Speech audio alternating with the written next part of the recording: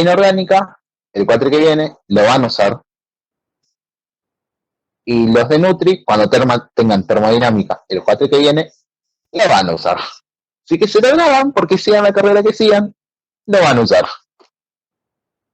Y además no es difícil estas dos leyes. Por las dudas, este cerito que se ve ahí arriba, me olvidé de borrarlo. No significa nada. ¿Cuántas son las leyes de la termoquímica? Son dos. Tengo la ley de Hess y la ley de Lavoisier-Laplace. Sí, pues ser Laplace. Eso. Chicos, yo con los apellidos soy muy malo, así que bueno, entiéndanme. ¿Qué me dice la ley de Hess? Que el valor de delta H para una reacción que se realiza a temperatura y presión establecida siempre va a ser el mismo independientemente de cuántos pasos voy a hacer. Ajá, sí, chino básico de nuevo. Traducimos. No me importa si yo la reacción la voy a dar en un paso, 2 pasos, 20 pasos o X cantidad de pasos.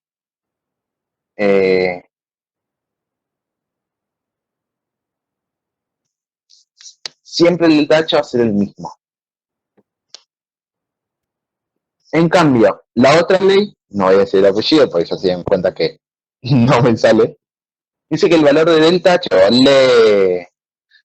bueno, ahí, el valor de delta H para las dos reacciones inversas son iguales en magnitud, pero en sentido opuesto. ¡Boom!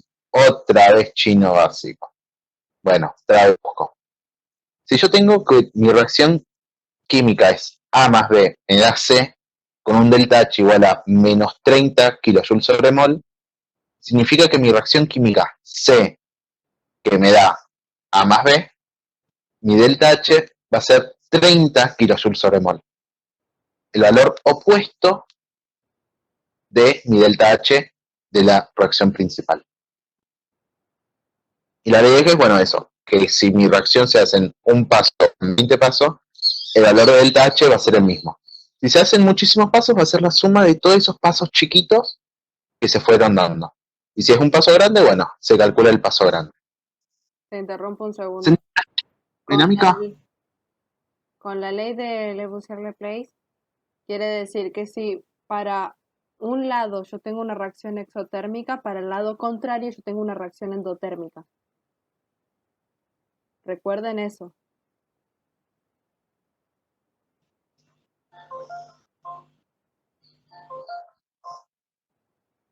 Bien, los tenemos todavía acá, no se quemaron las neuronas todavía.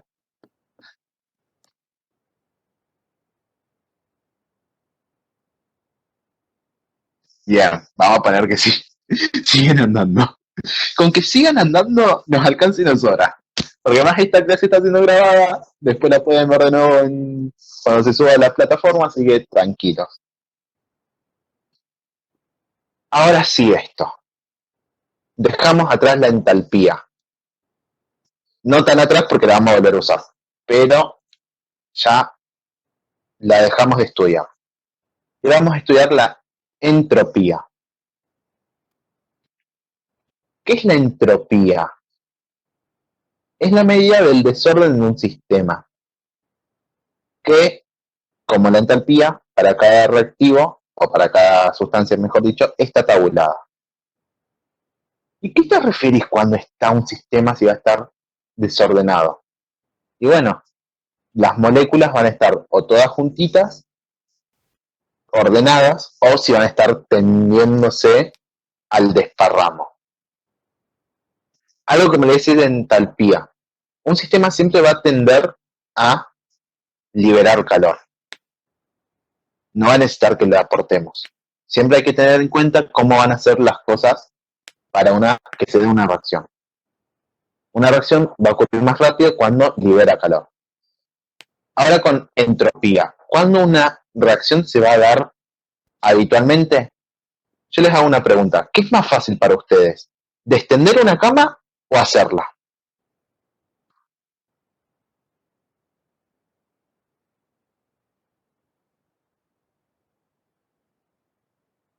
Descenderla, obviamente. cualquiera agarra, la desciende cuando se va a dormir y después cuando estamos redespiertos a la mañana, porque ni ganas de tender la cama. Bueno, en una reacción química lo mismo. Las moléculas son perezosas. Les gusta más desparramarse por ahí que estar todas juntitas. En el contexto donde estamos, podríamos decir que las moléculas están cumpliendo el aislamiento obligatorio y la distancia social, y nosotros tendríamos que tender a la entropía, a estar desordenados, todos alejados entre sí, como para meter un poquito el contexto y no estar tanto pensando en ecuaciones químicas.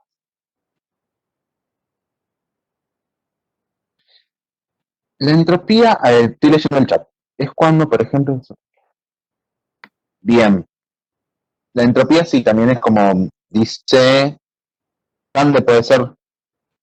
No me dice el nombre por eso.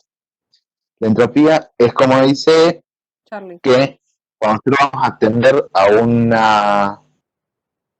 una reacción, siempre va a querer quedarse como está después.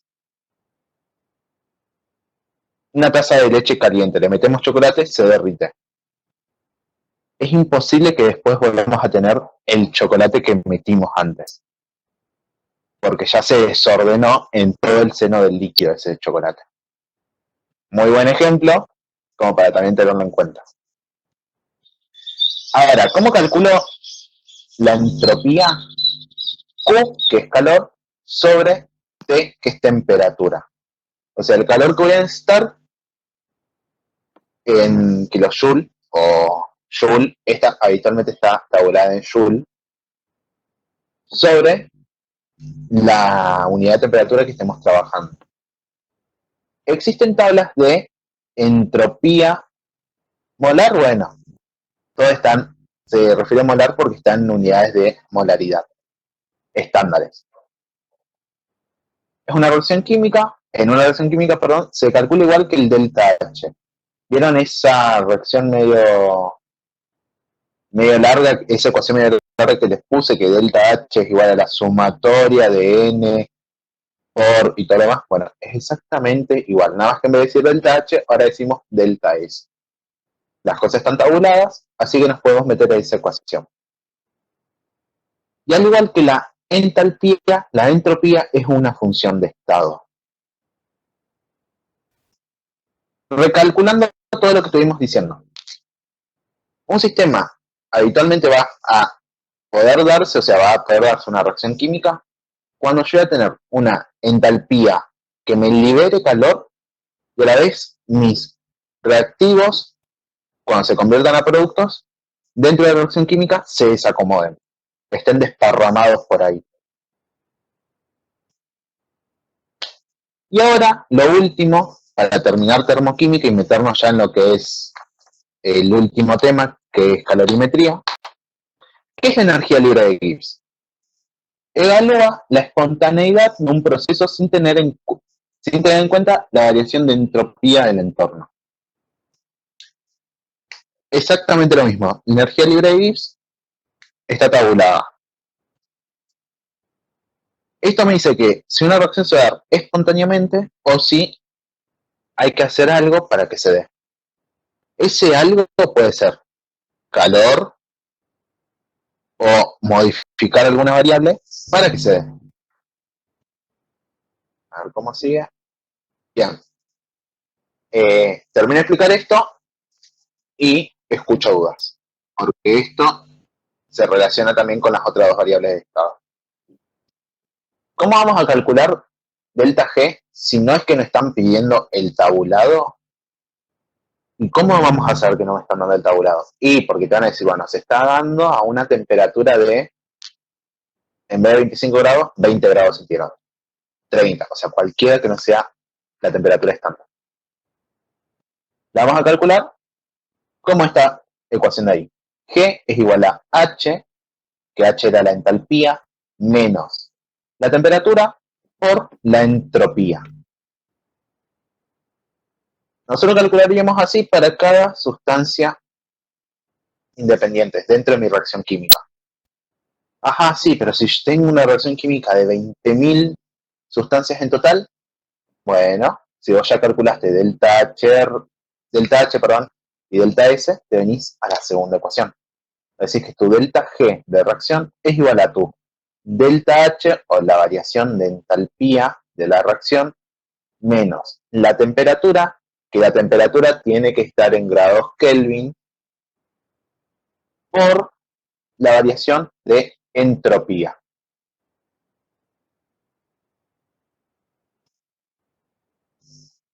Unimos las tres funciones de estado para ya cerrar el caso. Si unimos todo, nosotros vamos a tener 4 posibles reacciones que se van a dar.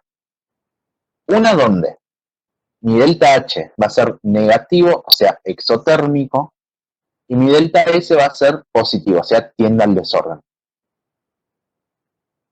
Cuando yo hice esos dos cálculos, el delta G me va a dar, obviamente, negativo. Acá también hay que saber algo. Cuando delta G es negativo, significa que la reacción se da espontáneamente, y cuando es positivo, significa que no se da espontáneamente.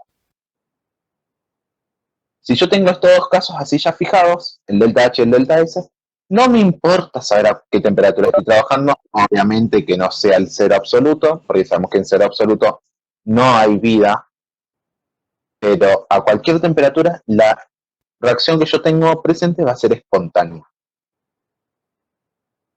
Mi segundo caso, yo tengo un delta H que es positivo, o sea, yo le tengo que aplicar un calor, un delta S que tiende al desorden. O sea que una variable me la está haciendo espontánea y la otra no. Delta S me la hace espontánea y delta H no. Entonces, mi reacción química, mi delta G, me va a decir que va a ser espontánea solamente a altas temperaturas. Yo le voy a tener que dar muchísimo calor para que esa reacción suceda. Mi tercer caso va a ser cuando yo tengo una reacción que me libere calor, pero que las moléculas, en vez de estar desordenadas, tiendan al orden. Las moléculas medio raras son. ¿Por qué? Porque si estamos diciendo que sean al desorden, ¿por qué se van a querer ordenar? Bueno, no importa. A esas reacciones se van a dar a bajas temperaturas. Yo voy a tener que estar a una temperatura bajita para que se pueda dar espontáneamente. Y ahora, mi último caso, el caso 4, es cuando delta H necesita calor, es positivo, y mi delta S es negativo, o sea, tiende al orden. No me importa qué temperatura esté, nunca, pero nunca se va a dar esa reacción. Desde el punto de vista termodinámico, ojo, todo esto estamos hablando desde la termoquímica. Cuando vean cinética química, se verá otras cositas más. Este es el análisis que se hace termodinámicamente. Colorín colorado, termodinámica termina acá. ¿Alguna pregunta con las tres funciones de estado? La van a usar mucho, así que evacúen todas las dudas de teoría que tengan. Está tabulado significa que está en papel. Vos si vas al compendio de unidades, que está ahí en el entorno, vas a ver una tabla que dice valores termodinámicos a 25 grados centígrados. Vos tenés que buscar ahí tu sustancia y va a estar cuánto vale H, cuánto vale S y cuánto vale G. A eso me refiero que está tabulado. Que ya alguien se tomó el trabajo de calcular todo y lo dejó en tablas.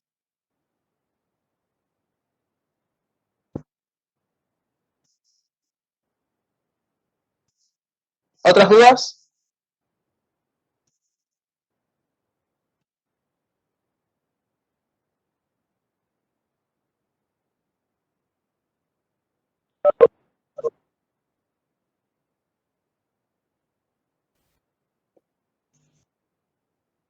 ¿Siguen vivos? Vamos a hacer otra pregunta.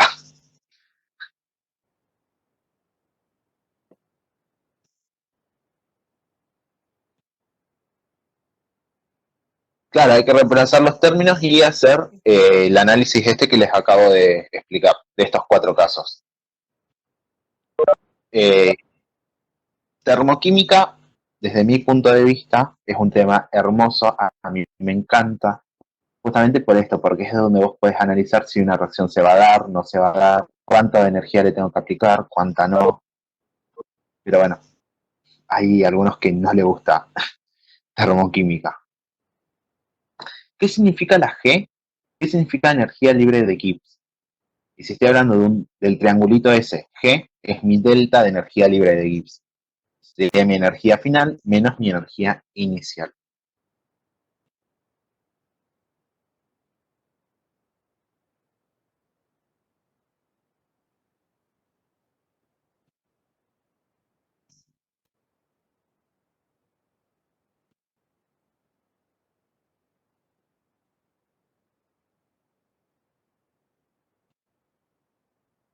¿Otras dudas o pasamos a calorimetría?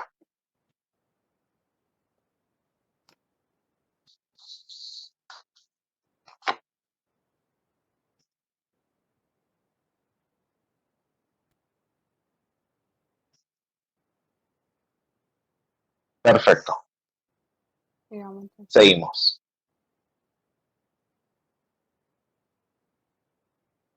Bien. Una cosa horrible le estoy mostrando. Algo que se llama curva de calentamiento. Esa hermosa amiguita les va a decir cuándo se van a cambiar los estados de agregación cuando ustedes apliquen calor. Vamos a imaginarnos una sustancia. Y acá la más típica siempre para pensarla es el agua. Yo tengo agua a menos 25 grados centígrados. Yo no tengo duda que toda esa agua está en estado sólido. Está hecha de hielo. Entonces yo estoy partiendo de acá de un punto A. Yo agarro ese trozo de hielo, lo meto en un vaso precipitado, previo lo tengo que pesar a mi hielo, lo meto en mi vaso precipitado y lo mando al calor. Como está a menos 25 grados, el hielo se va a empezar a derretir de a poquito. Dentro de esta curva de calentamiento significa que va a subir, va a subir, va a subir, sube, hasta que llega a 0 grados centígrados. Todo esto que pasó acá se llama un calor sensible. ¿Qué significa calor sensible? Calor sensible significa que estoy aplicando un calor y hay una variación de temperatura. El calor sensible, que acá ya saben desde qué trama hasta qué trama se están dando, se calcula como la masa, por eso es que les dije previo hay que pesar la masa habitualmente en gramos, por Cp, que Cp es el... Nada, ayuda. ¿Eh?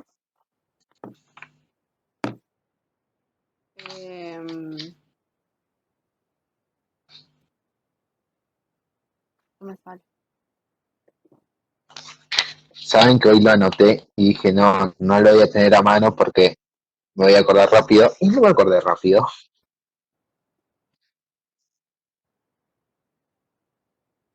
Cp es una constante, que no me acuerdo del nombre, si me lo acuerdo se los digo, que me indica cuánta variación yo voy a tener de temperatura, cuánto calor yo necesito aplicarle a 1 gramo de mi sustancia para que aumente 1 grado centígrado. Cp, las unidades que tiene son gramos, calorías dividido gramos por grados centígrados.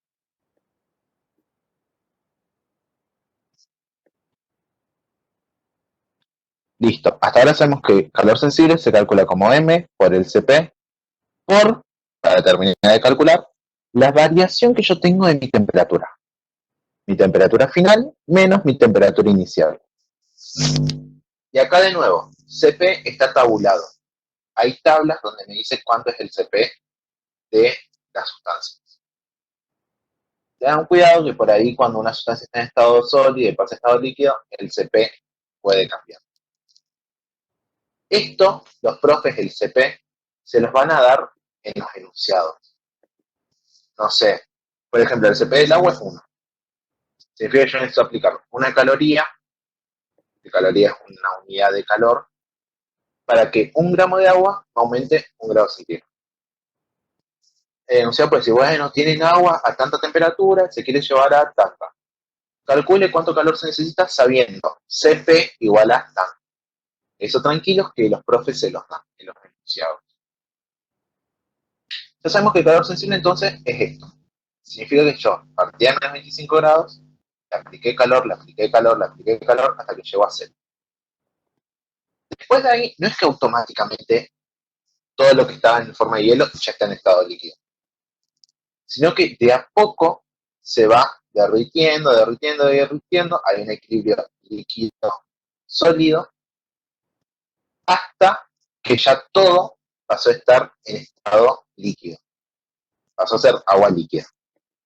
Ese tramito BC, donde no hay variación de temperatura, se llama calor latente. El calor latente lo calculo como M, que habitualmente va a ser números de moles, por mi delta H, que delta H se lo van a dar, depende si es de fusión o de vaporización. Pues hay que acordarse bien cuando es, cómo se llaman los cambios de estado. Y voy a calcular el calor latente. Ajá, Pablo, ¿y por qué no aparece acá el delta T?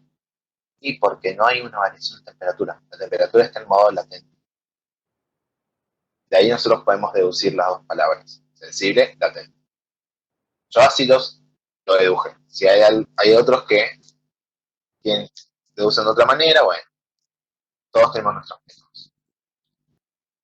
Así que partimos de un bloque de hielo de menos 25 grados, se le aplicó calor hasta que empezó a derretir, hasta que llegó a 0 grados, se empezó a derretir, tengo todo líquido. Lo tengo a 0 grados centígrados, yo lo quiero llevar a 125 grados. De nuevo, claro, en el estado latente el agua va a estar presente en 2 estados.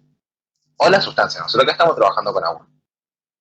En el calor, en BC, por ejemplo, va a estar conviviendo el estado sólido y el estado líquido. Y en el DE, en este tramo, va a estar conviviendo el líquido y el gaseoso. Estoy en C, ya tengo todo en estado líquido a 0 grados. El mechero nunca lo apagué, así que sigue aumentando la temperatura, aumenta, aumenta, aumenta, hasta que llega todo a 100 grados centígrados. Cuando llega a 100 grados centígrados, el agua empieza a convertirse a vapor. Y ahí vuelvo a experimentar otro calor latente, donde se va consumiendo toda esa agua líquida y pasa a estado gaseoso. Llega al punto E, donde ya todo lo tengo en estado gaseoso, y el mechero nunca se apagó, así que sigo calentando el vapor, aumenta, aumenta, aumenta, hasta que llega a mi temperatura. Y ahí se termina de analizar ese gráfico feo. Que no es feo, porque les muestra, si ustedes parten de acá y calculan todos estos trámites que les fueron dando de calor y llegan hasta acá, van a saber cuánto calor van a necesitar aplicar a ese sistema. Y habitualmente un problema de estos les van a tomar. Pueden partir de acá, como pueden partir de acá, y les van a pedir, habitualmente se pide la de calentamiento. Porque habitualmente por ahí les puede pedir la de enfriamiento, que sería esta gráfica vista en espejo. En vez de ver una escalerita que está subiendo así, va a ser una escalerita que está bajando, o sea, ahí, ahí, ahí, como para abajo. Esta es una imagen, no me deja dibujarla, si no se los dibujaría acá encima. La teoría espantosa ya terminó. ¿Dudas? Yo tengo algo que agregar. CP es ¿Sí? calor específico. Calor específico es el CP. Gracias, Maga. No sé, supongo con un rato. ¿Dudas? ¿O pasamos a los ejercicios?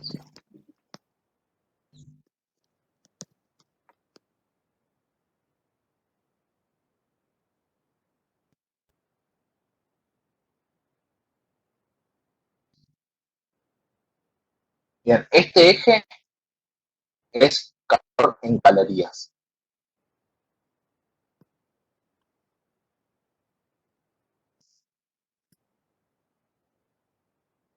No salió acá en la imagen, perdón.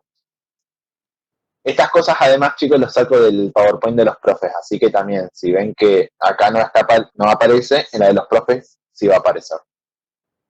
Así que en eso, tranquilos.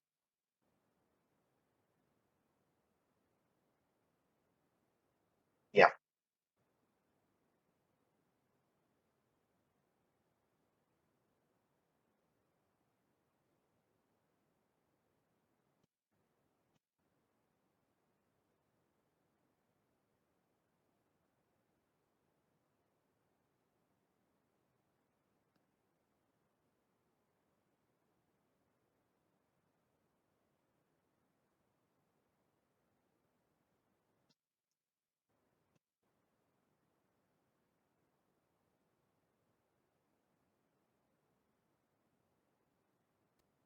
Bueno, escucho dudas de ustedes, chicos.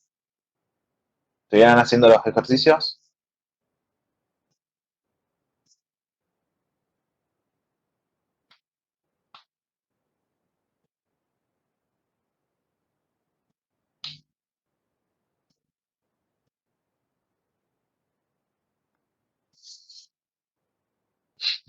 Un ejercicio. No sé, buena pregunta. Bien, no llegaste a hacerlos. ¿Pasa? Estuvieron bastante con, con química calzada, así que bueno, puedo entender que hayan tenido estas cosas. Entalpía de combustión. Bien, nosotros tenemos entalpías que vamos a estar calculándolas en diferentes momentos.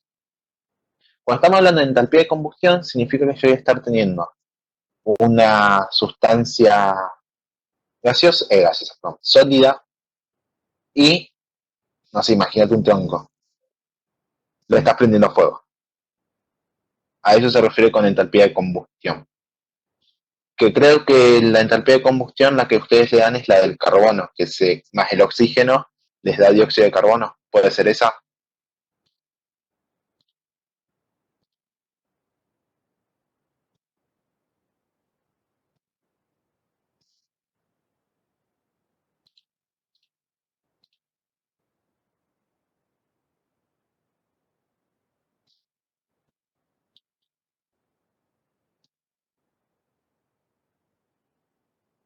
Ah, bien.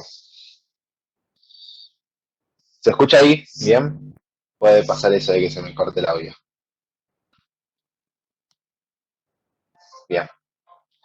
Eh, la entalpía de combustión es cuando en una reacción química, o sea, no veamos todavía reacción química, vamos a ver general. Vos estás en tu vida normal, te dan ganas de asarte un pimiento o un pedazo de carne, depende si sos vegetariano o sos carnívora, lo vas a agarrar el carbón y lo vas a prender fuego. La combustión en la vida real es eso. Nosotros en química, la combustión es cuando le vamos a aplicar oxígeno, que en realidad cuando nosotros prendemos fuego en la vida real a algo, el oxígeno nada más entra en la reacción, todos los demás componentes del aire no.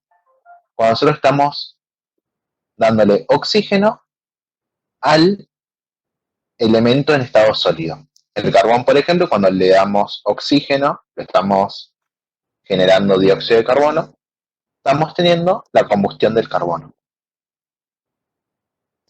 Vos vas a, más seguro que ahí te habrán dado una reacción química y te dijeron, bueno, calculame la entalpía de combustión.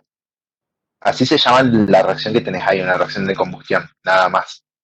Ponen eso como para que ustedes se confundan o empiecen a dudar de lo que están haciendo.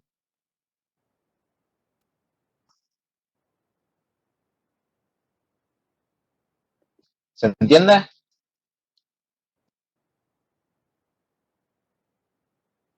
Perfecto.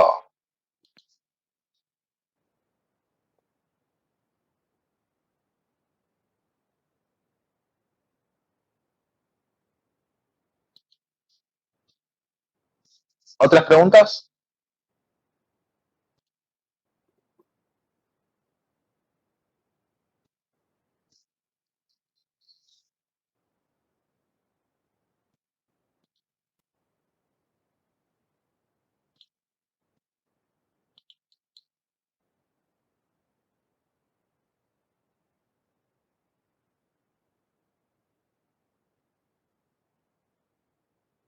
El Instagram ha sido fácil, todo junto. Yo ahí subo incluso mis resúmenes, pero que mucho no les va a servir porque era escrito todo lo que es el PowerPoint. Pero también tiene un par de datazos por ahí escritos, así que si quieren mirarlos, están ahí.